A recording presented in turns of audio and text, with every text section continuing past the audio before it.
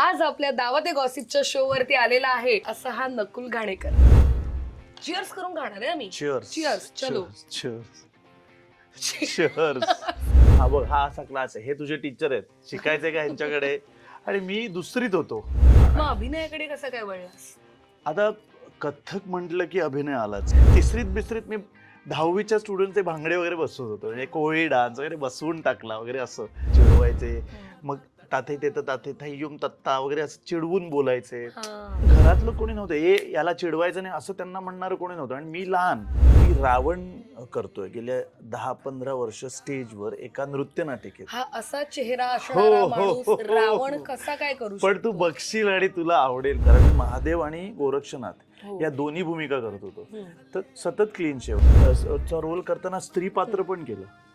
मला महादेवांचं रोल करताना एक लिहून आला सीन की मला तांडव करायचा आहे. जर त्या थाटाची मुद्रा अशी असेल तर तू अशा पद्धतीने कर. जसा सोसाट्याचा वारा शिरे अब्बनात, असं त्याचं ते गाणं आहे. अप्रतिम गाणं आहे. गडकरी भरलंय आणि 1 तास कथ्थक नाच असं सांगितलं. तू काय करतोयस? आणि मी फ्लाईट पर्सर म्हणून 10 वर्ष काम केलंय संजना. व्हॉट? 10 वर्ष एअर इंडियात. वा वा, best question of the interview.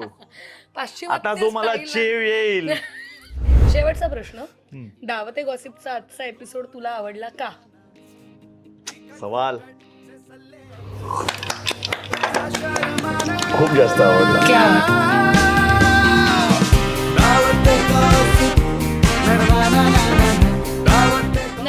नमस्कार मंडळी. झेन एंटरटेनमेंट प्रस्तुत दावत ए गॉसिपच्या आजच्या खमंग एपिसोडमध्ये मी संजना तुम्हा सगळ्यांचं मनपूर्वक स्वागत करते. तर आज आपण भेटणार आहोत वयाच्या अवघ्या 8व्या वर्षी गाण्याच्या तालावर थिरकणारा अशा कलाकाराला, जो कधी शास्त्रीय संगीताच्या तालावरती मंत्रमुग्ध करतो, तर कधी वेस्टर्न बीचने सगळ्यांनाच थिरकायला लावतो. कधी प्रेमळ नायक, तर कधी देवतांची भूमिका, कधी विलनचा थरार, अशा कित्येक भूमिकांमधून घराघरात पोहोचलेला असा मोस्ट चार्मिंग हँडसम अभिनेता नकुल घाणेकर याला. अहो कुठे काय विचारताय? कुर्ल्यातल्या स्टेटस फाईन डाईन या रेस्टॉरंटमध्ये. इथे व्हेज आणि नॉनव्हेज दोन्ही उत्तम मिळतं. चला तर मग या नकुल घाणेकर सोबत मस्तपैकी गप्पांचा मनमुराद आस्वाद घेऊया.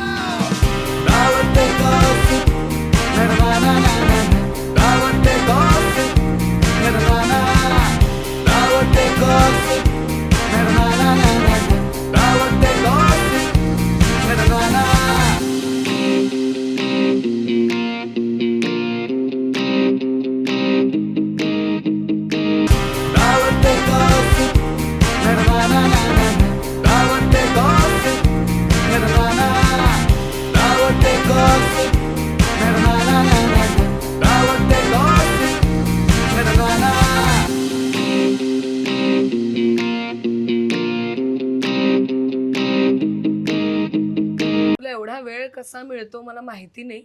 सगळ्या दगडांवर पाय ठेवलायस.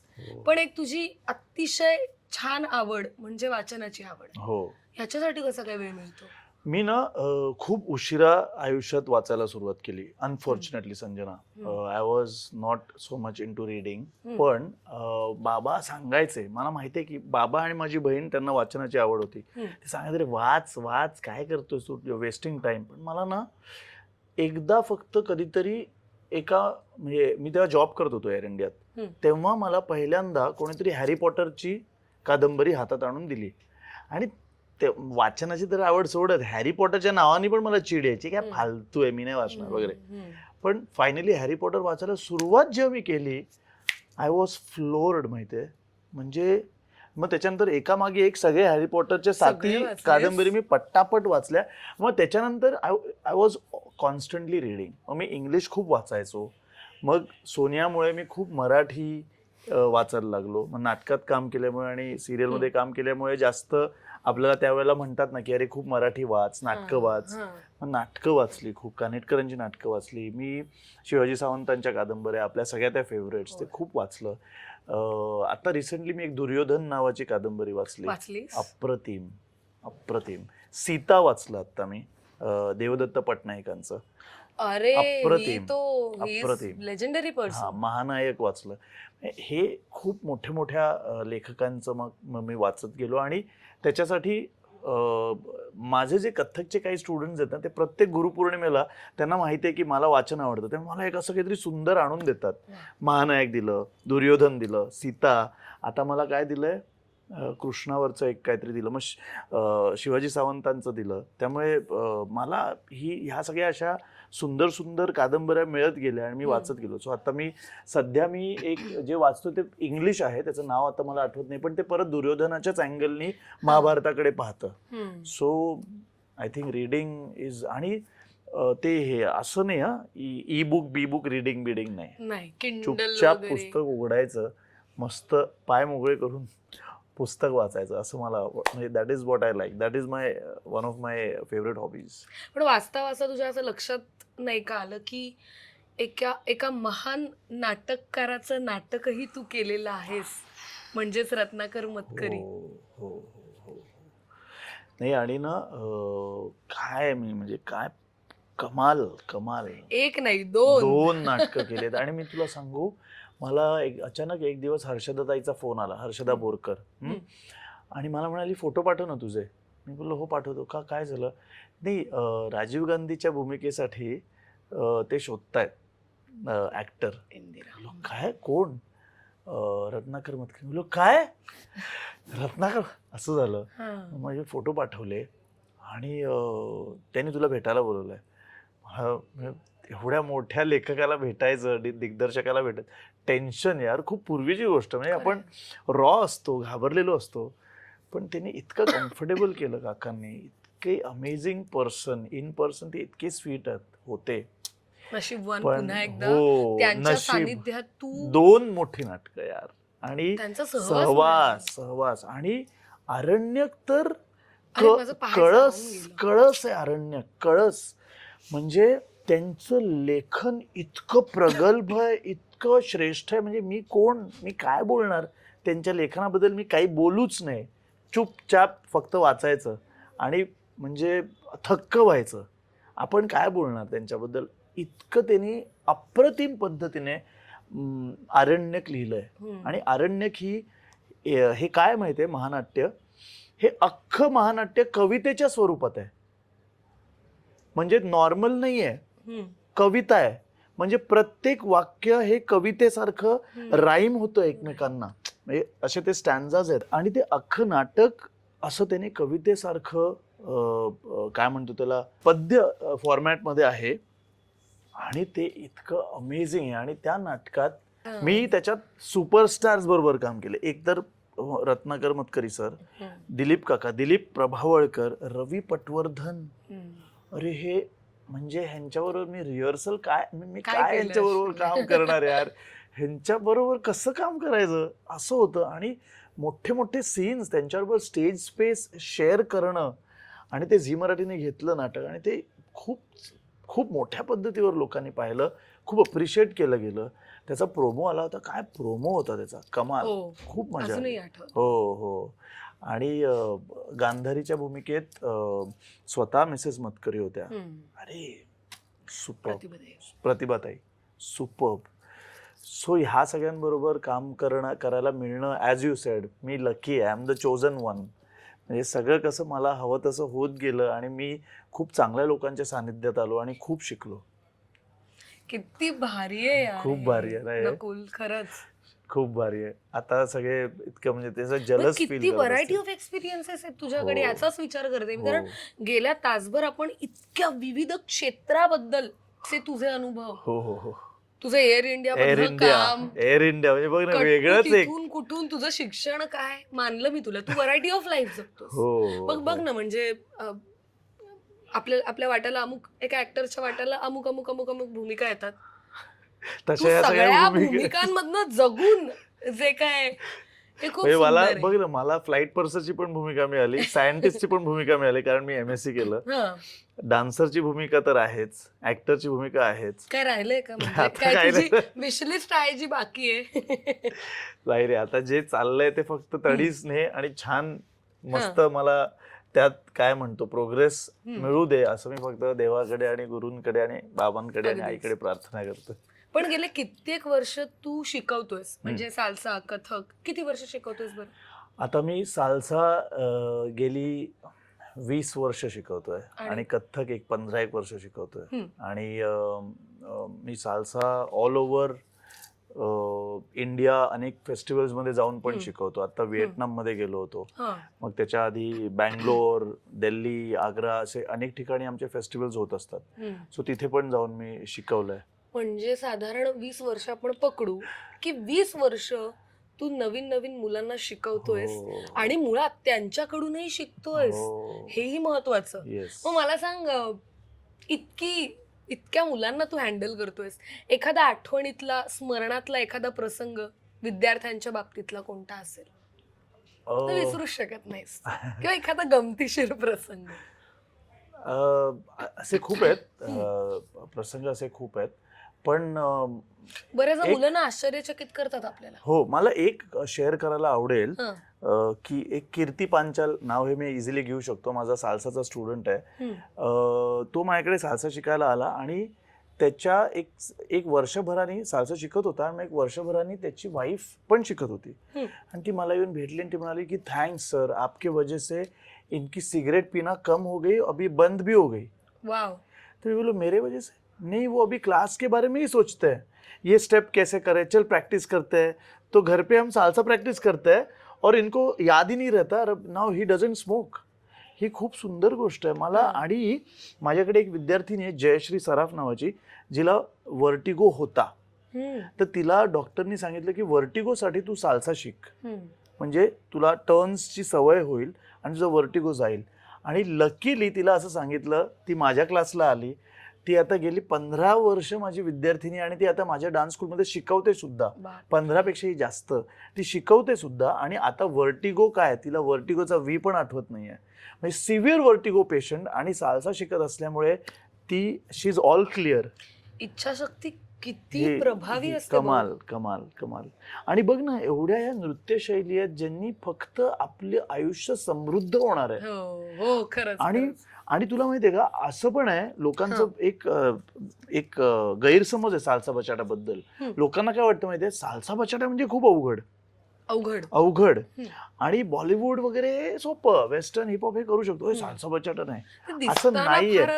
ते दिसताना जे काही खूप अति प्रोफेशनल लोकांकडे बघितलं ते दिसताना अवघड दिसतं, पण त्याचं जे बेसिक स्टेपिंग आहे ना साल्सा बचाटाचं, अतिशय सोपं आहे.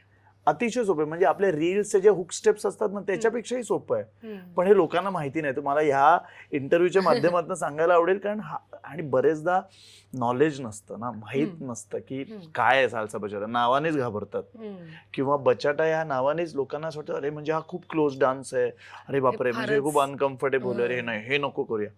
पण असं नाही, एक्व्हरीथिंग इज टेक्निक ड्रिव्हन. ट्राय करायची ना इच्छा खूप असते, पण ते एक हेजिटेशन असते, ते थोडं कॉन्कर झालं की एक्झॅक्टली मजा येईल. एक्झॅक्टली. सो ते आय थिंक ते म्हणजे तो एक आईस ब्रेक करावा लागतो. आय थिंक ते ऍज अ ट्रेनर आपलं काम असतं, बरोबर, की त्यांना कम्फर्टेबल करावं. पण अवघड नाहीये ह्या नृत्यशैली. म्हणजे इनफॅक्ट शास्त्रीय नृत्यशैली रेजिमेंटल आहेत, अवघड आहेत, पण साल्सा बचाटा अवघड नाहीये, अतिशय कोणीही करण्यासारखं. माझ्याकडे 70-75 वर्षाचे स्टुडंट आहेत जे साल्सा बचाटा करतात. आता तर 79 वर्षाचे माझ्याकडे एक विद्यार्थिनी येतात जे साल्सा करतात. त्यांचे दोन्ही गुडघे दुखतायत, पण त्या अतिशय मज्जा करतात. आणि माझ्याकडे तो 10 वर्षाचा लहान जो मुलगा आहे जो कथ्थक शिकतो, तो साल्सा पण शिकतो. त्यामुळे सगळ्या वयोगटांसाठी या नृत्यशैली आहेत. आता तू म्हणालास की सगळ्या वयोगटातले विद्यार्थी तुझ्याकडे आहेत, म्हणजे विविध भागातून आलेली, विविध भाषा बोलणारे सुद्धा विद्यार्थी असतील. आता तुझी मातृभाषा मराठी, मध्ये आपल्याकडे हिंदी सक्तीचं एक विषय सुरू होता जो आता मिटलेला आहे. बरोबर. पण आता बघ ना, आपण ज्या क्षेत्रात काम करतो आपल्याला प्रत्येक मोमेंटला अमुक लोकांच्या आपण संपर्कात येतो, त्यांच्याशी आपल्याला बोलावं लागतं, कम्युनिकेट करावं लागतं. करेक्ट. मग भाषा कोणती तू वापरतोस किंवा त्यांच्या भाषेशी जुळवून घेतोस, आपल्या भाषेशी कसं त्यांना जुळवून घेतोस? करेक्ट. मी काय करतो म्हणजे एस्पेशली शिकवताना, जेव्हा मी माझ्या डान्स स्कूलमध्ये असतो किंवा एखादा वर्ग मी नृत्य शिकवत असतो, तेव्हा माझ्याकडे खूप अमराठी लोक आहेत, पंजाबी आहेत, साऊथ इंडियन्स आहेत, जे कथ्थक आणि साल्सा दोन्ही शिकायला येतात. तर आता मी त्यांच्याशी मराठीत बोललो तर एकतर ती नृत्यशैली शिकण्याचं टेन्शन, वरनं भाषा कळत नाहीये, कशाला मराठीचा अट्टाच करेन मी, मग मी हिंदीत आणि इंग्लिशमध्ये बोलेन जे सगळ्यांना कळेल. सो मी ह्या मताचा आहे की जर तुम्हाला एखाद्या ऑडियन्सला ऍड्रेस करायचंय किंवा एखाद्या ग्रुपला काही शिकवायचंय, सांगायचंय, तर तुम्ही सगळ्यात प्रचलित भाषा ही राष्ट्रभाषा आहे आपली, म्हणजे हिंदी, जी नॉन मराठी लोकांना पण कळणार आहे, मराठी लोकांना पण कळणार आहे. मग हिंदी बोलायला काहीच हरकत नाही. माझं ठाम मत आहे की हिंदी यायला पाहिजे. कारण आपण जेव्हा भारतात फिरू, कोणाला मराठी कळणार आहे? आणि मला आता बघायचं, मला जायचंय, आता राम मंदिरात जायचंय, मला गोरक्षनाथांची स्थानं आहेत सगळी UP MP मध्ये, ती बघायची आहेत. तर कसं मला त्यांच्याशी कम्युनिकेट करता येईल हिंदी शिवाय? पाहिजेच हिंदी, आणि मराठी पण पाहिजे, कारण आपली मातृभाषा आहे आणि इतकी सुंदर आहे मराठी. आणि आता तर अभिजात भाषा आहे, पाहिजेच मराठी. आणि इंग्लिश पण पाहिजे, कारण पुढे गेल्यावर इंटरव्ह्यूज देतात, जॉबमध्ये आपण जातो, कंपन्यांमध्ये लागतो, तिथे काय बोलणार आपण?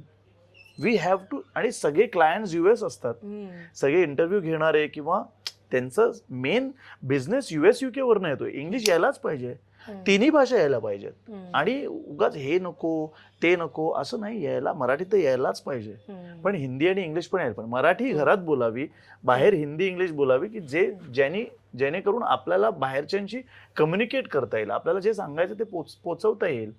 पण आता हिला मराठी येत नाही म्हणून ट्रोल करा आणि हिला हिंदी येत नाही म्हणून ट्रोल करा, हे त्याचं एक वेगळं चुकीचं स्वरूप झालं. अगेन कंपल्शन लोकांकडे, खूप वेळ सगळ्याचं कंपल्शन करायचं आणि ट्रोल करत बसायचं.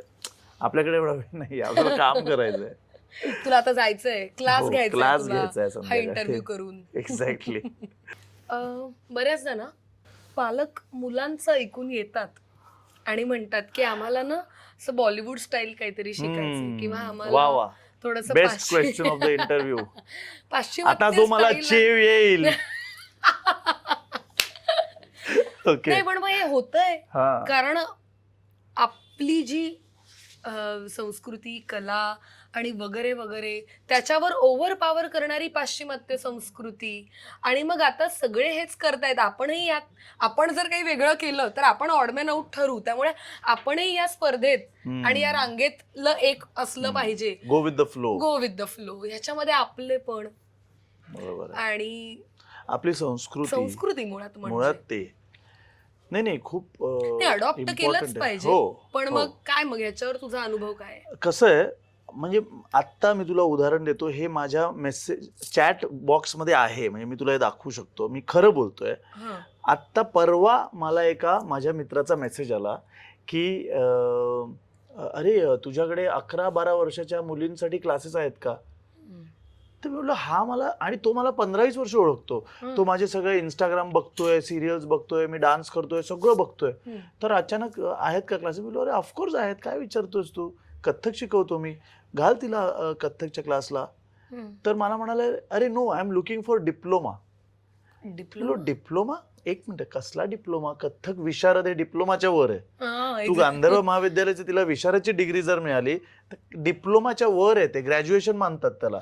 आणि जर अलंकार झाली तर त्याला पोस्ट ग्रॅज्युएशनचा दर्जा आहे गांधर्व महाविद्यालयाच्या अलंकारच्या डिग्रीला. तो बोलला अरे नाही, मला बॉलिवूड डान्स मध्ये डिप्लोमा हवाय. मी बोललो अरे काय भिकार चाळे म्हणतात की नाही ह्याला, सॉरी टू से, कशाला हवाय डिप्लोमा बॉलिवूड डान्स मध्ये? मी बोललो हे कोणी सांगितलं तुला डिप्लोमा करायचा बॉलिवूड? मग त्यांनी मला कुठच्या तरी एका डान्स स्कूलचा, शिव्या येतात माझ्या तोंडात, त्याचे टायटल, डान्स स्कूलचे साईटचा काहीतरी प्रिंट आउट पाठवला. They were offering on their website diploma in Bollywood dance. हे परवा घडलेली गोष्ट आहे, 4 दिवसांपूर्वी. मी इतका शॉक झालो. मी बोललो हे फालतूगिरी अजिबात करू नकोस, त्यापेक्षा तिला डान्स कधीच शिकवू नकोस आयुष्यभर, तिचं कल्याण करशील तू, पण हे असले धंदे करू नकोस, असा मी ऑडिओ टाकला त्याला. तो इतका घाबरला, बोला रे हो चिडू नकोस. मी चिडू नकोस म्हणजे काय बोलतोयस तू? तिला कथ्थकला टाकतं तर मला काय म्हणतो, अरे पण तिला आवडत नाही कथ्थक. मी बोललो आला बरोबर माझ्या कचाट्यात आला. मी बोललो बर ओके, मला सांग, जर उद्या ती म्हणाली की बाबा मला शाळेत नाही जायचंय, मला नाही आवडत शाळा, तर तू काय म्हणशील? चुपचाप शाळेत जायचं, मी सांगतोय ना जायचं. मग जिला शाळेत जायचं की नाही हे कळत नाही, तिला अचानक डान्स मधलं कसं काय कळलं की कथ्थक नाही आवडत आणि मला नको मला बॉलिवूडच शिकायचं, ही तिला अक्कल कशावरनं आली? 11 वर्षाच्या मुलीला आणि 10 वर्षाच्या मुलीला काही कळते का तुला? तू काय बोलतोयस? तर तो असा थोडासा अच्छा त्याला एकदम रियालिटी चेक, हा बरोबर बोलतोय मी, सगळं तिचंच ऐकलं तर मग कसं चालेल ना. अरे सगळ्यांनाच अरे बॉलिवूडच करावं असं वाटणार, सगळीकडे तेच दिसतंय, मग तेच करावं असं वाटणार ना. रील्स मध्ये काय आहे हे सगळे करतायत, शाळेतले सगळे करतायत, शेजारचे पाजारचे करतायत, नातेवाईक करतायत, मग तिलाही वाटणार की आपण पण हे शिकावं आणि आपणही हे करावं. पण तुला कळतंय ना की काय बरोबर आहे, तू बाप आहेस ना तिचा, मग तू तिला सांग की जसं तू शाळेचं माझं ऐकलंस तसं हेही माझं ऐकायचं, कथ्थक शिकायचंस तू, कारण तो एक वेगळा डिसिप्लिन आहे.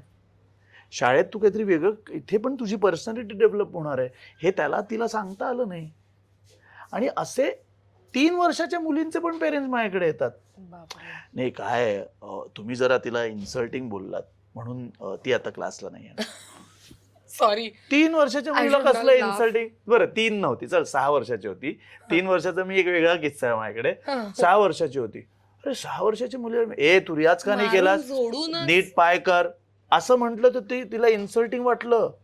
आणि मग तिचे बाबा आले माझ्याशी बोलायला की सॉरी सर ती क्लासला नाही. 6 वर्षाची मुलगी. मी बोललो अहो तुम्ही खूप मोठी चूक करताय, पण एनिवे ठीक आहे तुम्ही सोडा क्लास, माझं काही म्हणणं नाही, तुम्ही तुमचे आणि मी माझा. पण हे काय आहे बरं? तीच 6 वर्षाची मुलगी जर त्यांना असं म्हणाली की बाबा उद्यापासून मी शाळेला नाही जाणार, तर ते डोळे दाखवतील की नाही? ते म्हणतील चुपचाप शाळेत जायचं, चल सकाळी उठ आणि जा शाळेला, वेळ पडले तर मार पण देतील. पण अचानक 6 वर्षाच्या मुलीला डान्स मधलं खूप काय काय कसं काय कळायला लागतं की नाही हे सर बरोबर नाहीयेत, हे चांगलं शिकवत नाहीयेत. हा प्रॉब्लेम आहे. नको तिथे व्यक्ती स्वातंत्र्य द्यायचं असतं वडिलांना आपल्या मुलीला. उसको जो चाहिए वो करेगी मेरी बेटी, असं काही नसतं, असं काहीही नसतं. तुम्ही तिला सांगायला पाहिजे, जोपर्यंत ती 18-20 वर्षाची होत नाही तोपर्यंत तिला काहीही कळत नसतं. तुम्ही सांगायचे की बेटा हे योग्य आहे तुझ्यासाठी, हे अयोग्य आहे, माझ्या घरात राहायचंय ना, मी सांगतो ते कर. हे सांगतच नाहीत. हे मला माझ्या आईवडिलांनी सांगितलं, आपल्याला सांगितलं मारून झोडून, माझं घर आहे हे कर, नाही तर चालता हो. आताच्या आता तुला वाट मोकळी आहे, वाट तुझं पोट कोण भरताय? मी ना, माझं ऐकायचं. त्यामुळे ते म्हणजे हे एक एक्स्ट्रीम सिच्युएशन झाली, पण हे गरजेचं आहे. ही शेड पण दाखवणं गरजेचं आहे. नाहीतर काय मग काय आहेच, मग अनाचारच अनाचार आहे सगळीकडे. मग काय मुलं हवं तेच नाच, सगळे बॉलिवूडच शिकतील. काय होणार बॉलिवूड नाचून? तिचं ना काही तिला लय कळणार, ना ताल कळणार, ना शास्त्र कळणार. काय लावण्या करायच्या असतात 5-5, 7-7 वर्षाच्या मुलींना. 7 वर्षाच्या मुलीला लावणी करण्याचं डेव्हलपमेंट पण नाहीये, हे कळतच नाही. बरं बॉलिवूडची कुठची गाणी लहान मुलींसाठी योग्य आहेत आणि लहान मुलांसाठी योग्य आहे हे पालकांना कळलेलंच नाहीये. एक नंबर तुझी कंबर, हे एका 7 वर्षाच्या मुलीची कंबर, तुझी कंबर चाल, हे कशाला 7 वर्षाची मुलगी करेल रीलवर? तिने असावा सुंदर चॉकलेटचा बंगल्यावर डान्स केला पाहिजे. हे कळतच नाहीये. हे सगळ्यांना धुंदलं होत चाललंय. त्यांना जागं केलं पाहिजे. कळलं ना? चाल शेकी शेकी हे 7-8 वर्षाच्या मुलींनी का करावं? तुला पाहिजे घेऊन टाक हे तिने का करावं? हे चुकीचे संस्कार आहेत. तिने काय केलं पाहिजे? तिने असावा सुंदर किंवा नाच रे मोरा आंब्याच्या वन, हे किती गोड गाणी आहेत आपल्याकडे, त्याच्यावर डान्स बसवला पाहिजे. ते नाही होत आहे. त्याचे रील्स नाही आहेत ना, हेच बोलणार होते. रील्स 1 नंबरचे आहेत. मग आता काय करणार? तर तेच नाचावं लागेल. हा प्रॉब्लेम आहे. कोरला धरून ठेवणं खूप इम्पॉर्टंट, खूप महत्वाचं आहे. आणि मुलं लहान असतील तर ही जबाबदारी केवळ आणि केवळ आणि पालकांनी जर सांगितलं नाही तर मी किती वाईटपणा घेणार? मग मी वाईट आणि पालक आई वडील चांगले आणि सर खूपच वाईट आहेत आणि स्ट्रिक्ट आहेत, मग मी पण एका लिमिट पुढे सोडून दिलंय. हे बघा तुम्हाला सांगता यायला पाहिजे. दरवेळेला मी इथे त्यांचं ट्युटरिंग करायचं आणि त्यांच्याशी हार्श वागायचं आणि घरी तुम्ही त्यांना कोरवाळणार, मग ते माझा क्लास सोडून देतील. मग मी कशाला माझा तोटा करून घेऊ? तुम्ही पण तेच सांगा जे मी सांगतोय क्लास. पालकांना उलट कळायला पाहिजे त्यांचंही बालपण कसं गेलेलं आहे. नाहीच कळत. ते काय म्हणतात, मला असं हार्श ट्रीटमेंट मिळाली घरी, म्हणून मग माझ्या मुलीला मी अरे हार्श ट्रीटमेंट मिळाली म्हणून तुम्ही सक्सेसफुल आहात, हम्म. म्हणून आता तुम्ही एका कंपनीमध्ये एवढ्या उच्च पगाराची नोकरी आहे, हे त्यांना आज कळत तुम्ही नाही. तुमच्या मुलाबाळांना हे अफोर्ड करू शकता. एक्झॅक्टली त्यावेळेला अफोर्ड नाही करू शकायचे आपले म्हणजे आपण हम्म. त्यावेळेला अशा तेवढं नव्हतं अवेलेबल, नव्हतं. एवढ्या ऑपॉर्च्युनिटीज नव्हत्या. हम्म. पण तुम्हाला ते करता येते कारण तुमचे आईवडील तुमच्याबरोबर हार्श होते, तुम्हाला उठता लाथ बसता बुक्की दिलीये आणि मला दिलीये. मला वेळ पडला लाथानी तुडवलंय बाबांनी मला लाथेनी तुडवलंय. शिव्या तर रोजच्या म्हणजे पाहिजेतच. माराशिवाय घडत नाही आपण, माराशिवाय नाही घडत. पण आता पण शाळेत तेव्हा माराची ही धाक होता. धाक होता, पण आता बँड आहे ना. हा. आता डोळे वटारणं पण शाळेत बँड आहे. हम्म. टीचर्स हे नाही करतायत त्यांना, स्टुडंटकडे डोळे वटारणं, हे डोंट डू दिस असं नाही म्हणतायत. लगेच कंप्लेंट होते, प्रिन्सिपल बोलवून घेतात. ही सिच्युएशन आहे. आता ही पिढी पुढे गेल्यावर कशी काय काय बनणार, कसे कलाकार बनणार आणि काय प्रोफेशनल्स बनणार. मला ते जनरेशनचं नाव नाही घ्यायचंय पण हो. आपण ऐकतोच. हो. कसं नाही होऊ शकत. पण तुझा अनुभव चांगला आहे. माझा तो अनुभव- तुलाही जरासा प्रगल्भ करतोय. हो, तुलाही थोडे चिमटे ऑफकोर्स म्हणजे मी पण शिकलोय. मग एक्झॅक्टली. हे बघ कसं आहे ना, फायनली मला असं पण आहे, मला त्या चल एक 4-5 वर्षाची मुलगी आहे जिला ठीक आहे घरी लाड होत असतील, तर मग मी हे शिकायला पाहिजे की क्लासमध्ये पण तिचे लाड करून तिला कथ्थक कसं शिकवायचं. तिच्या ठीक आहे आज नाही उद्या नाही परवा तिला गोडी लागण्यासाठी मग आम्ही लहान मुलांचे गेम्स घेतो कथ्थकच्या क्लासमध्ये, की त्यांना ह्या नाही तर त्या पद्धतीने गोडी लागेल. म्हणजे कथ्थकची तर एक गोडी असतेच, पण एक इन्फ्लुएन्स पण असतो ना बाहेर. बॉलिवूड चाललंय, मग त्यांना ते करावं असं वाटत असतं. मग आम्ही एखादं बॉलिवूडचं गाणं पण बसवायला घेतो जे त्यांच्या वयासाठी पण चांगलं आहे, साजेसं आहे, ज्यात थोडंसं कथ्थक थोडंसं बॉलिवूडचे मूव्ज वापरता येतील.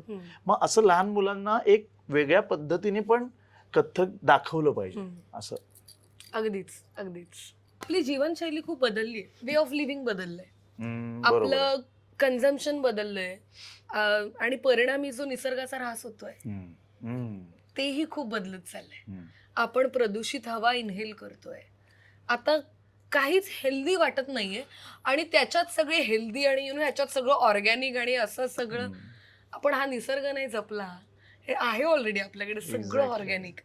तर मग त्याच्यावर तुझं काय अप्रोच आहे, तुझं काय म्हणणं?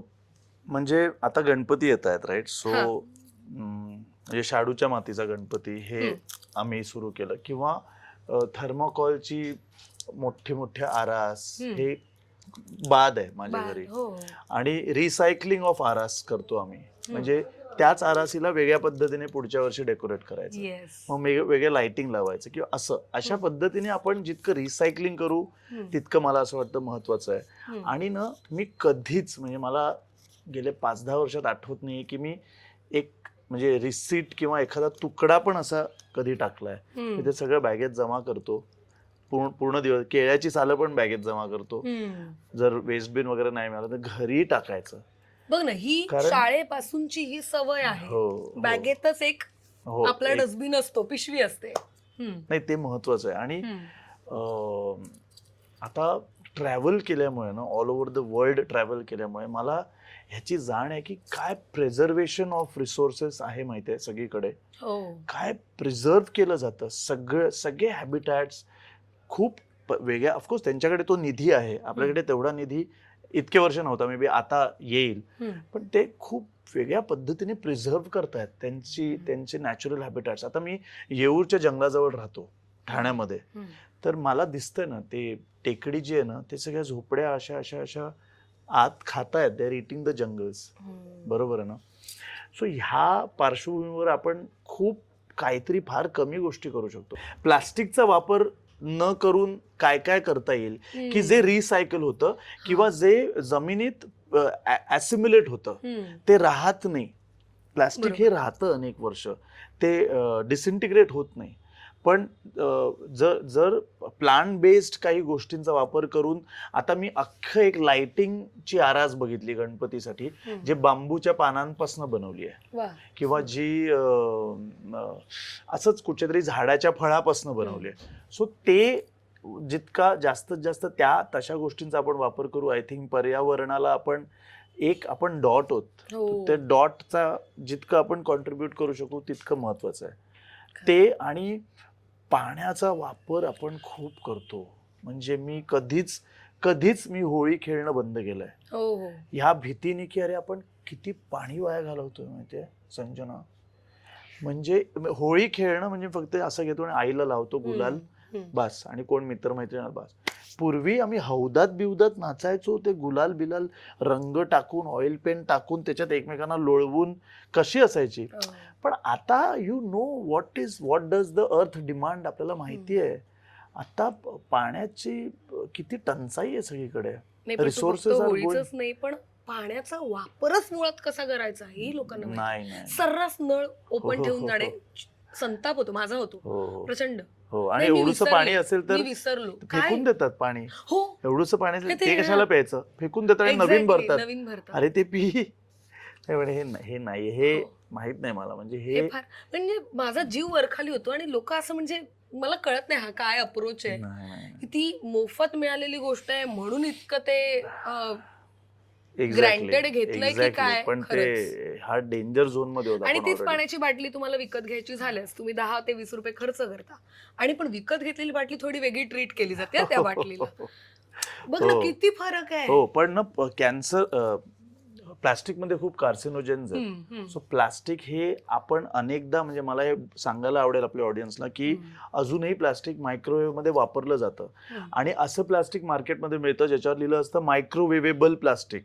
हे धादांत फसवेगिरी आहे. असं कुठचंच प्लास्टिक मायक्रोवेवेबल नाहीये. मायक्रोवेव्ह मध्ये फक्त ग्लास वापरलं पाहिजे आणि पोर्सिलिन वापरलं पाहिजे.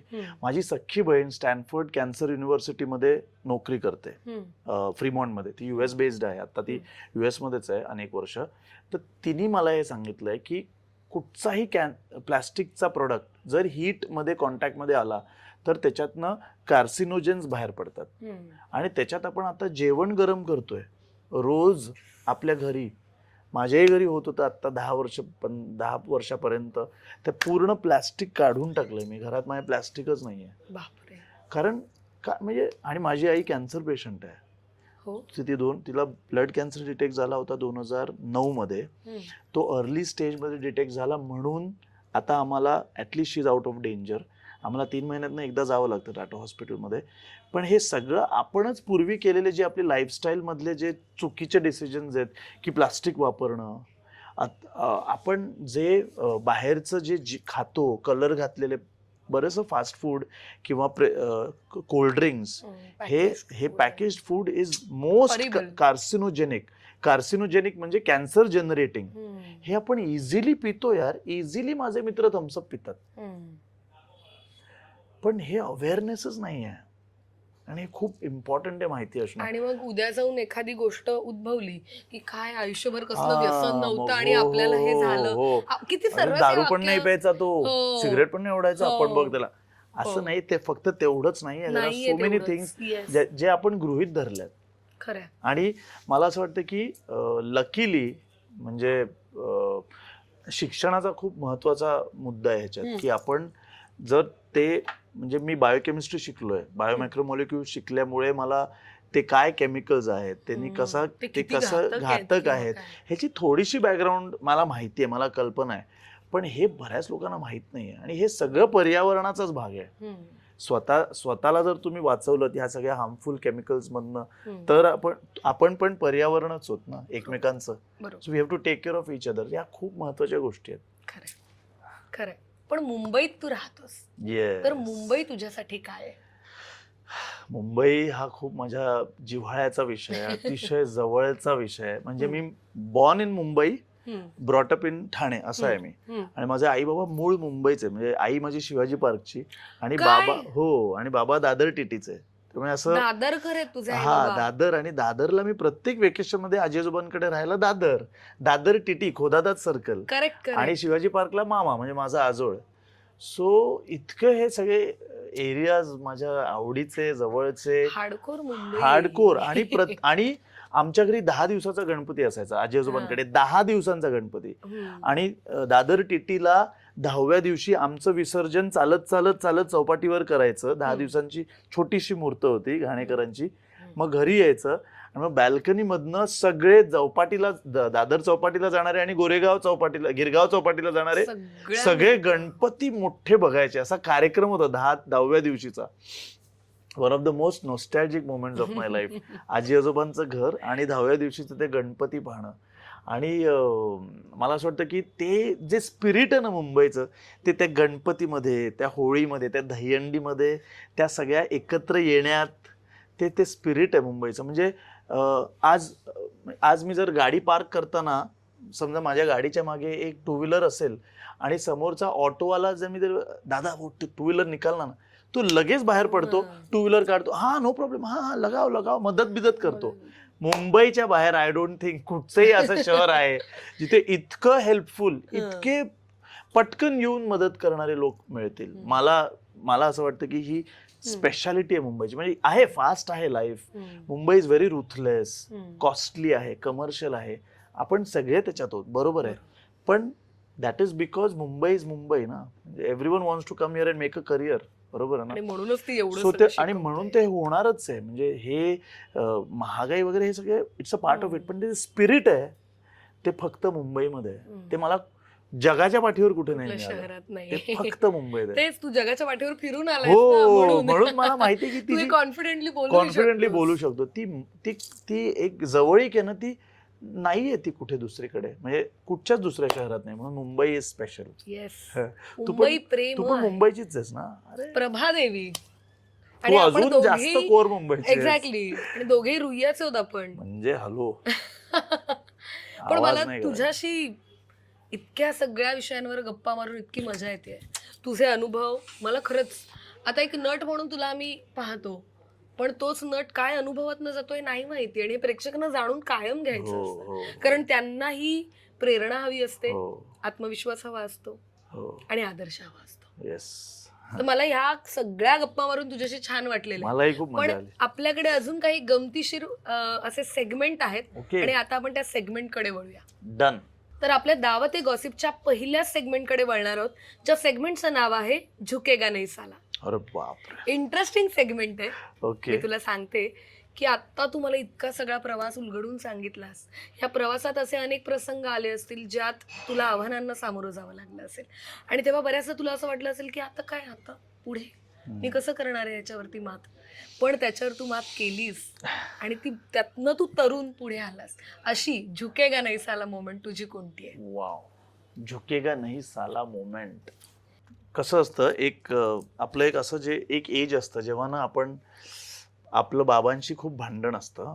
म्हणजे एक मुलाचं, एस्पेशली मुलीचंही असू शकतं, आय एम नॉट शुअर, पण एक 18-19 वर्षाचा मुलगा आणि बाबा, ते दोघांचे असे सगळे आमना सामना होत असतो. सारखी भांडणं, सारखे ते त्याला काहीतरी बोलत असतात, तर म्हणून माझ्याशी असं बोलू नका, असं ते एक सतत टेन्शनचं वातावरण जे माझ्याही घरी होतं. म्हणजे म्हणजे माझं MSc झालं होतं किंवा मी काहीतरी करत होतो, बाबा म्हणत होते तू हे करत नाही, तुझं हे सगळ्यात चुकीचं चाललंय वगैरे, असं एक भांडण टिपिकल. आणि त्याच्यात मी ठरवलं की मला माझी जागा घ्यायची डान्स स्टुडिओसाठी. ओके.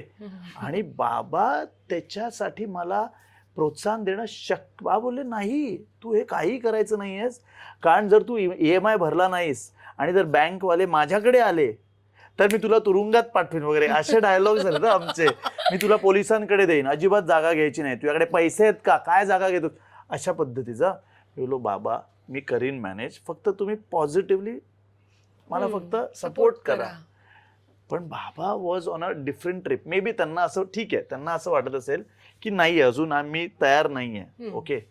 तर मी घरी काहीही नाही सांगितलं, आईला बाबांना मी काही नाही सांगितलं, आणि मी जागा शोधली. आणि त्यावेळेला मी एक 27 लाख रुपयाची एक बेसमेंट मी बघितलं. मी माझं ते सगळे डील केला, ट्रान्झॅक्शन केला, आणि मला लोन मिळत होतं. एअर इंडिया जॉब करत होतो, लोन मिळत होतं मला साधारण 18 लाखाचं. तर आपल्याला ती मार्जिन भरायची असते ना, मागा पैसे सगळ्यांकडे. पण आपण एका अशा लेवलला असतो की एवढे पैसे मागणार कोण देणार आणि आपल्याला पैसे. तर मित्रांकडनं थोडे घेतले, इथून घेतले, तिथून घेतले, आणि मी टोकन दिलं होतं, त्या जागेचं 50,000 टोकन दिलं होतं. आणि पैसेच जमेना, 18 लाख आणि ती मार्जिन भरायची कशी, 3 लाख कमी पडत होते. आणि माझी सख्खी बहीण US मध्ये, माझे सख्खे कझिन्स US मध्ये, आई बाबा आहेत, सगळं प्रॉपर नोकरी करतायत, पण हे सगळं सांगून नाही करायचंय, आपल्या जोरावरच करायचं असं ठरवलं होतं. मी डील ऑफ करणार होतो. मी ते 50 त्यांना फोन केला ओनरला की हे बघा माझ्याकडे नाही जमत आहेत पैसे, लोन मिळालंय पण माझा 3 लाख रुपये कमी पडतायत, तुम्ही 50,000 रुपये टोकन जे मी तुम्हाला दिलंय ते मला परत दे. त्यांनी शिव्याच घालायला सुरुवात केल्या. संबंधच नाही, समजतोस कोण तुझा, 50,000 विसरच मी तुझ्यावर मी केस ठोकेन असं तसं. इतकं ते झालं, मी एवढा टेन्शनमध्ये आलो. आणि मग मी दॅट वॉज माय झुकेगा नाही साला मोमेंट. म्हटलं अच्छा असं आहे का. म्हटलं चल आता आपण आपल्या भावाला फोन करूया.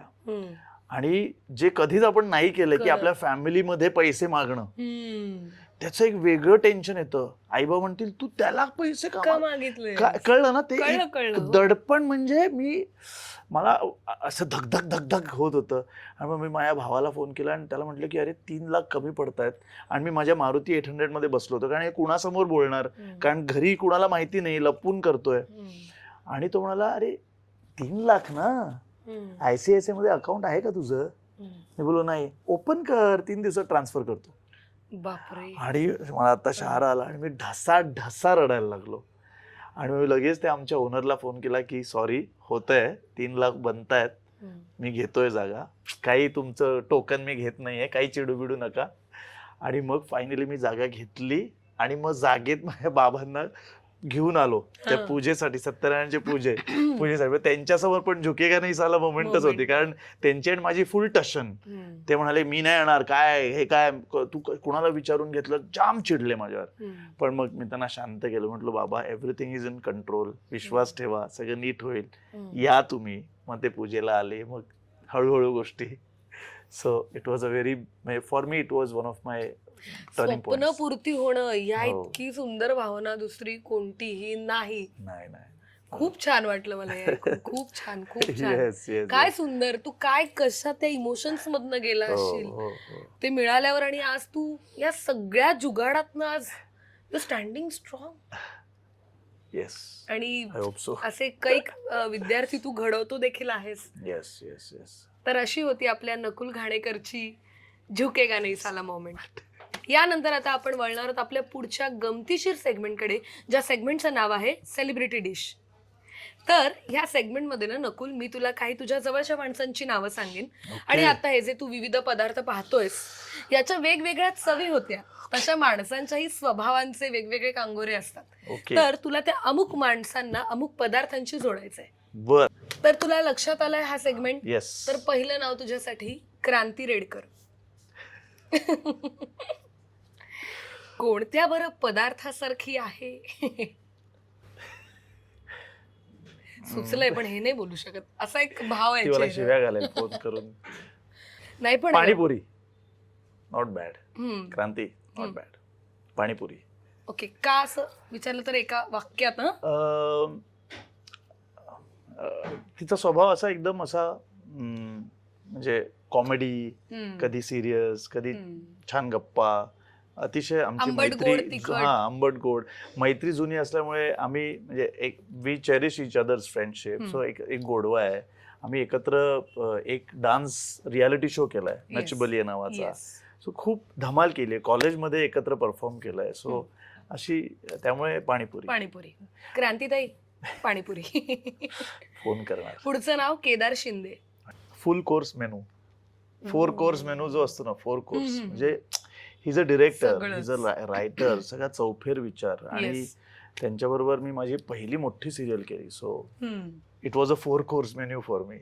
मला सगळं करता आलं, रोमॅन्स करता आला, त्याच्यात ड्रामा करता आला. It was like that. Kedar Shinde 4 course meal. Kedar sir. पुढचं नाव राजकुमार केतकर. अरे, तुम्हा प्रेक्षकांना सांगते, राजकुमार केतकर हे नकुलचे पहिले कथ्थक गुरु आहेत. राजकुमार सर. मोदक किंवा पुरणपोळी, कारण लहानपणाचं ते असोसिएशन. आणि मी खूप अतिशय गोड्या होतो. सो मला प्रचंड गोड लहानपणी खूपच आवडायचं. म्हणजे इतकं की मला सतत पोटात जंत व्हायचे गोड खाऊन. सो म्हणजे खूप गोड होतो. आता मी एवढा नाही, पण लहानपणी खूप होतो. आणि त्यामुळे ते असे अतिशय गोड होते, म्हणजे खूप स्वीट वागायचे लाडाने, कारण मी लहान होतो खूप, सगळ्यात लहान मी होतो वर्गात. सो ते I think I associate him with that. Modak okay. आणि पुरणपोळी दोन्ही. दोन्ही. हा. पुढचं नाव Sonia Parchure.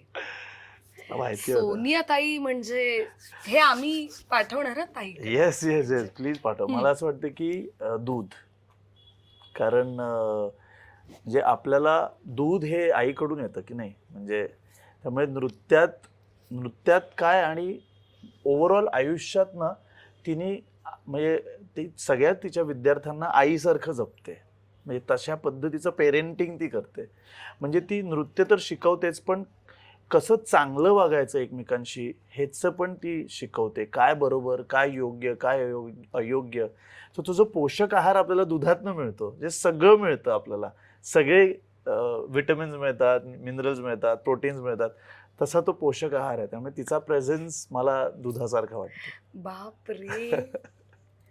Till today celebrity dish या सेगमेंट मध्ये दिलेलं इतकं प्रभावी आणि इंटरेस्टिंग असं उत्तर आहे, जे मला खूप आवडलंय. Thank you so much. आज तू न्याय दिलास या सेगमेंटला. थँक्यू. मलाही खूप मस्त वाटलं. आणि बेस्ट पार्ट वॉज हे सगळं मी स्पॉन्टेनियसली, मला आयडिया पण नव्हती की ही नावं येणार आहेत. मला असं जवळची नाव म्हणजे आता हे काय विचारणार आहे, बट एकदम सरप्राइझिंग नावं वाटली. वा, मजा आली. पुढचं नाव नेहा गद्रे. तिखट भेळ. कारण आम्ही खूप भांडायचो सेटवर.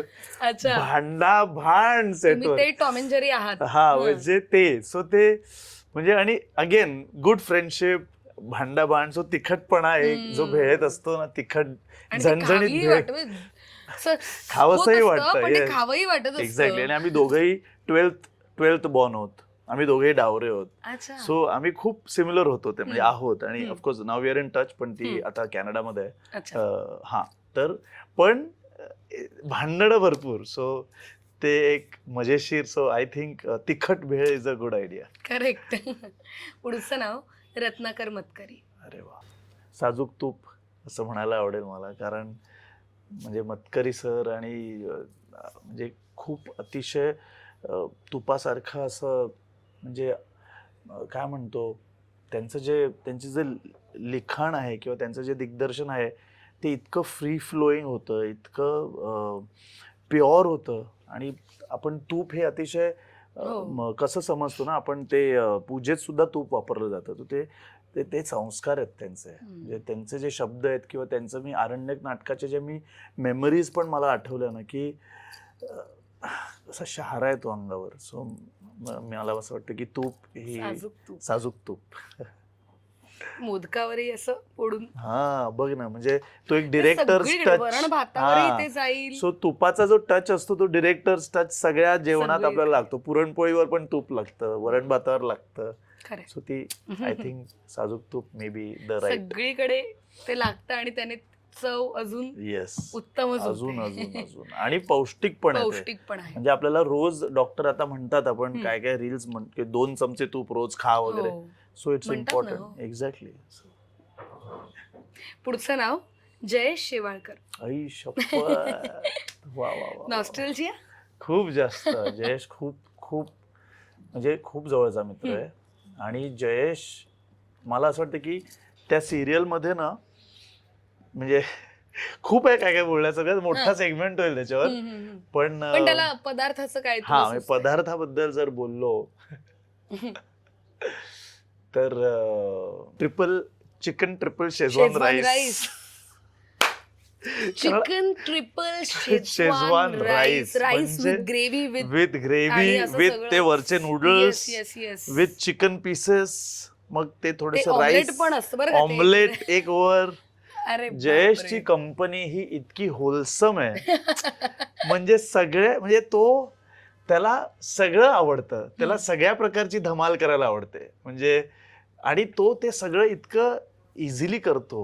ओके. आणि इतकं, म्हणजे मला, he is an amazing actor. मला मच्छिंद्रनाथांची भूमिका तो करत होता, मी गोरक्षनाथांची करत होतो. ते करताना पण मला त्याकडनं खूप शिकायला मिळालं. संजना अतिशय समृद्ध अभिनेता आहे तो, असं मला वाटतं. आणि तो खूप हंबल पण आहे. आणि आणि तो मित्रासारखा आहे मला, म्हणजे खूप जवळचा मित्रासारखा काय. त्यामुळे ते जे आपण चायनीजला असोसिएट करतो ना, ते की चल यार चायनीज काहीतरी आपल्याला स्वतःचे लाड करायचे रेस्टॉरंटला जाऊन, आणि तेव्हा आपण एक गिल्ट फिलिंगनी आपण एक कोक पण मागवतो बघ. तर ते तो पदार्थ जयेश आहे. क्या बात आहे. पुढचं नाव तुझी आई. वाव. आई आई आई आई आई अप्रतिम दहीभात करते माझी आई. अप्रतिम फोडणीचा दहीभात जो मिळतो, सो आणि तिचा हात कोणीच नाही पकडू शकत असं माझं ठाम मत आहे. सो खरं तर ती सुगरण आहे, ती सगळं अप्रतिम करते. पण ती जे मला म्हणजे असं, आणि ती असं काय हवंय आता असं करून जे ती देते, आणि ते एवढं स्वादिष्ट असतं. म्हटलं अगं आई हे किती सहज आहे हे तू म्हणजे काही प्रयत्न, म्हणजे ती टीव्ही बघत असं ती एक बनवते, आणि तो इतका टेस्टी दहीभात आपल्याला जो, त्यामुळे ती आईचं त्याच्यात ते आईचं प्रेम कालवून. करेक्ट. आणि दहीभात करेक्ट उत्तर. त्यामुळे आता हे ऐकून लोकांच्या तोंडाला पाणी सुटलेलं असणार. मी बरं अजून आजतागायत मी दहीभात हे कॉम्बिनेशन ट्राय नाही केलं. काय सांगतेस, you are missing a big deal. दही भात, त्याच्यावर तळलेली मिरची क्रश करून, आणि फोडणी प्रॉपर, आणि जर गरज पडली तर थोडस डाळिंब वरून पेरायचं. हे मी ट्राय करणार. विषय संपतो. घरी जायचं आणि झोपायचं. आणि मग झोपायचं. मनुषी चिल्लर. शी इज लाईक शॅम्पेन. म्हणजे मी काय हे सांगतो तुला, काय हे म्हणतोय त्याच्या मागे मला असं वाटतं की तिची खूप वर्षांची मेहनत, जे एजिंग म्हणतो ना, and alcohol has to age for a long time. So I am sure तिचं ते मेहनत, ते एखाद्या पॅजंटसाठी जी तयारी असते, तिचं शिक्षण, असं ते सगळं येऊन जेव्हा तो एक आपण त्याचा एक ग्लास मुरलेलं असतं, त्याचा जो एक फ्लेवर आलेला असतो, की क्या बात आहे. सो तिला राग आलेला असेल तर आय एम सॉरी.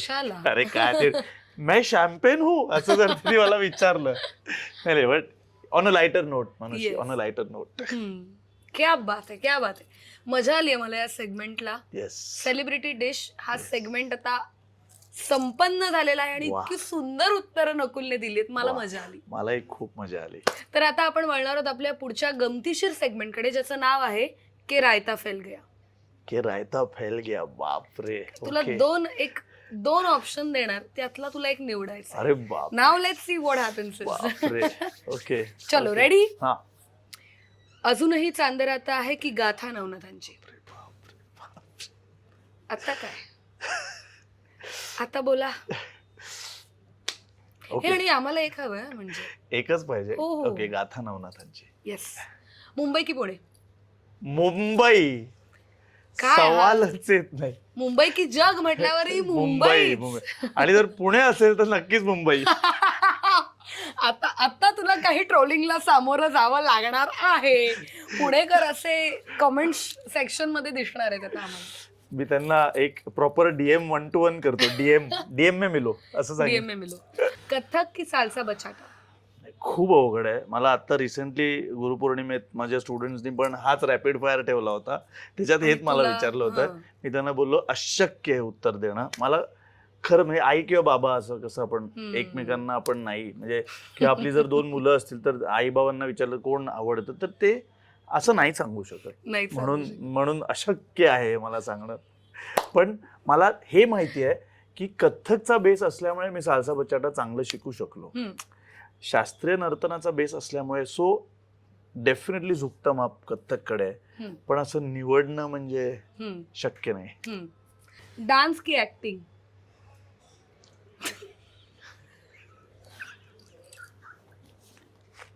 प्लीज तुझ्या छान सोपं एक उत्तर दे, म्हणजे बाकीच्या उत्तरांना तुला सामोरं जाता येणार नाही. बापरे. नाही रे, नाही. शक्य नाही. खरंच अवघड आहे, खूप अवघड आहे. तरी झुकतं मा नाही, खूप अवघड आहे. मी तुला सांगू, मला असं विचारतात बरेचदा की do you want to become an actor or you want to become a dancer? I am both. पण तरी असं विचारलं मी असं म्हणतो, I want to become an actor who dances the best. Yes. So so असं सांगणं अवघड आहे, पण मी त्याचं उत्तर अशा असं वाक्यात करून. देऊ शकतो. ओके, चल ह्या उत्तराला आम्ही तुम्हाला माफ केलंय प्लीज माफ. कारण ते इथून आहे, त्यामुळे प्लीज प्लीज काहीच नाही बोलू शकत. काय नाही बोलू शकत. कोरिओग्राफी करणं की स्वतः परफॉर्म करणं? स्वतः परफॉर्म करणं, always doubt about it. Always always. तर अशा रीतीने की रायता फैल गया हा सेगमेंट आपला संपलेला आहे आणि आपल्या एपिसोडच्या शेवटच्या सेगमेंटकडे आपण वळणार आहोत, ज्याचं नाव आहे सिप द ट्रूथ. हो, सिप द ट्रूथ. येस. तर Okay. मी तुला एक कंडिशन देणार आणि जर त्याचं उत्तर हो असेल तर तू सिप करणार, अच्छा. त्याचं उत्तर नाही असेल तर नो सिप. स्वतः कोरिओग्राफ केलेल्या स्टेप्स ऑन द स्पॉट कधी विसरलायस का? Yes yes yes. हे घडूच शकतं. घडूच शकतं यार, म्हणजे कम ऑन. हो, आणि Benefit of घडलंच doubt. पाहिजे असं काहीतरी. नाहीतर ते केटी लागल्याशिवाय एखाद्या माणसाला आपण इंजिनियर वगैरे झाला नाही असं म्हणू म्हणत. शकत नाही. हा. ते तसं आहे. Good one, good one. Yes. कधी कोणाला लव्ह लेटर लिहिलंयस का? प्रेमपत्र, यु नो. तर आमच्या प्रेक्षकांना जाणून घ्यायला आवडेल की ती व्यक्ती कोण आणि काय बरं होतं, त्या किमान त्या प्रेमपत्रामध्ये काय होतं हे जरी तू सांगितलंस तरी म्हणजे चालेल. कॉलेजमध्ये मी आता नावही घेऊ शकतो. बिंदास. झालं तिचं लग्न. ऐक ग. नाही ग, नाही, ठीक आहे ठीक आहे. She is very happy. I am also very happy. हा, पण मग छान की आता म्हणजे घेच म्हणजे. हा, मधुरा गुप्ते तिचं नाव. हा, तर तिला मधुरा असं लिहिलं होतं मी, नॉस्टॅल्जिया हिट झालेलं आहे पण बरं काही तिला काही फरक नाही पडला. फाडून फेकून दिलं. का? ऐक ग. इथे ऐक आलं. काय इलाज आहे, जाऊ पण द्या. तेवढंच का म्हणजे नाही नाही, त्याच्यानंतर म्हणजे बरीच अजून पत्र लिहिली 2-3दा गेली. tip घ्यायची गरज आहे हे का? पत्र इज अ कॉन्स्टंट. ओके. नावं थोडीशी बदलली, पण आता जाऊ दे. रे, पत्र लिहिली गेली. अरे कम ऑन, म्हणजे पत्र तेव्हा आपण लिहायचो मी यार. लिहिलंय. तो जमाना पत्रांचा मी होता. लिहिलंय. मी खूप पत्र लिहायचो. तरी मी तुझ्यापेक्षा खूप लहान आहे, हो, पण आता तरी ते तू नाहीच आहे. लिहिलंयस हो, ना, तरी मग. मी लिहिलंय. मग why not. So yes, Yes. पत्र लिहिली गेली. कधी कोणाला प्रँक कॉल केलायस का?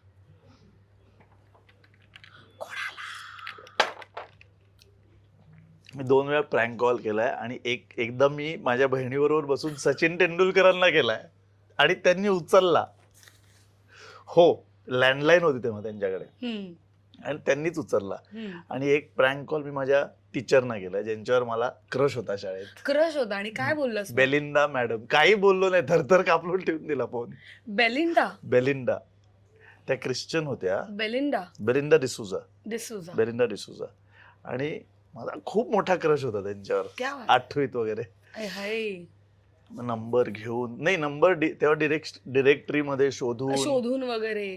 क्या बात आहे. हे असं असलं पाहिजे. शिक्षिकेच्या प्रेमात पडणं ही सुंदरच गोष्ट आहे. Come on. आई नंतर कोण स्त्री आपल्या आयुष्यात येते तर ती आपली शिक्षिका आहे. करेक्ट. मित्रांच्या वस्तू कधी ढापलेस का? आवडलं की चले लंपास करते ही चीज. नाही. ओके. विदाउट तिकीट कधी प्रवास केलायस का? कधीच नाही केलाय. केलाच पाहिजे ना नकुल. तू केला नसशील तर आता तुला ट्रेननी घेऊन जाते मी. आयुष्यभर ट्रेनचा प्रवास केलाय, त्यामुळे हे असं घडलंच आहे. कोणत्या फॅनने कधी ओळखलं असतं, ओळख लपवलीस का की नाही तो मी नव्हेच? हो हो हो. केलंयस तू हो असं? हो. असं अशी ती सिच्युएशन असते की आता आता निघूया आपण आता इकडून, बास निघावं आता लागेल. बास. तेव्हा ते असं, तेव्हा असं पटकन असं अरे अरे असं दुसरीकडे बघून कळटी असं झालंय. अच्छा. किंवा कोणीतरी असतं आपल्या बरोबर, मग त्यांना पण कटकट होते, हो, अरे काय ते चला irritate होऊ निघूया शकतं. असं. बरं, स्ट्रिक्ट डाएट सुरू असताना कधी चीट केलंयस का? खूप ते आलंय लक्षात आजच्या एकंदरीतच अनुभवावरून की तशी मोमेंट आल्यावर तुला म्हणजे तू करूच शकतोस असं. येस. बरं, that is a good reminder की आता हां. चिटिंग कमी अच्छा, करूया. हे रिमाइंडर आहे हे का? रिमाइंडर आहे मला की आता चीट कमी करूया जरा डाएटच्या बाबतीत. ओके. चालू नाटकात कधी स्वतःचे डायलॉग विसरलेस का? प्राऊडली. हो. आणि हेही घडूच शकतं की. मतकरींचं काय काय तू अरण्यकमध्ये हो, विसरलास? हो. आयुष्यपत. विसरलो, एक 4 सेकंदासाठी विसरलो. पण तरी तर तो 4 सेकंद, मी तुला बीटी देऊ शकते.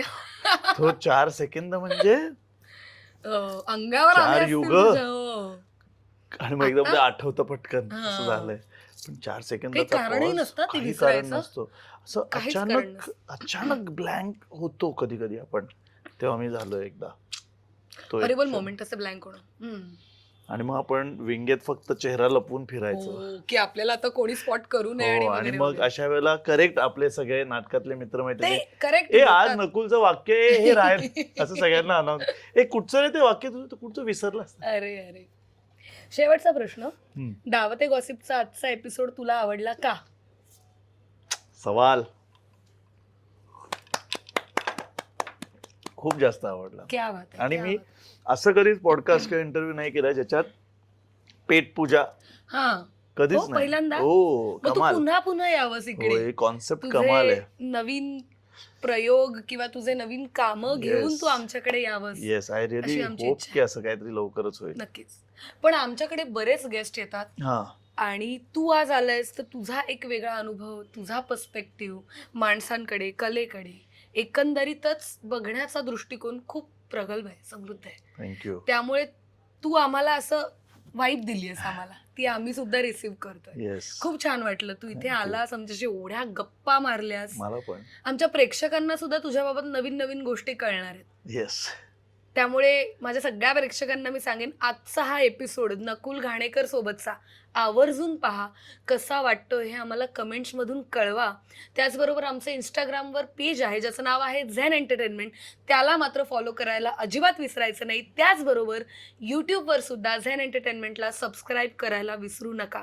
आणि तुमचं जे प्रेम आहे दावते गॉसिपवर ते असंच कायम असू देत आणि आपल्या या घरात नवीन नवीन पाहुणे येऊ देत आणि त्यांचे अनुभव आपल्या गाठीशी राहू देत. त्यामुळे पुन्हा एकदा आपण भेटूया पुढच्या एपिसोडमध्ये. तोपर्यंत नकुल बरोबर आता मी पुन्हा एकदा ताव सगळं हे आडवा हादरणार आहे. हो, आडवा हात हे आपण दोघांनी मिळून करायचंय आता सगळं. आता हे संपणार आहे बरं का? हाय, मी नकुल घाणेकर आणि आत्ता झेन एंटरटेनमेंटच्या ह्या एका पॉडकास्टमध्ये मी पार्टिसिपेट केलं आणि माझा इंटरव्ह्यू करता करता मी एक अप्रतिम असा एक वेगळाच स्प्रेड माझ्यासमोर होता. एका रेस्टॉरंटमध्ये मी होतो आणि मस्त मी नॉनव्हेज आणि व्हेजिटेरियन डिशेसवर ताव मारता मारता गप्पा मारल्या आणि मला खूप मजा आली. जर तुम्हाला हा शो आवडला असेल, जर हा इंटरव्ह्यू आवडला असेल तर झेन एंटरटेनमेंट या यूट्यूब चॅनलला, इंस्टाग्रामला आणि फेसबुकला नक्की फॉलो करा, सबस्क्राईब करा, लाईक, शेअर, कमेंट तिन्ही करा. थँक्यू.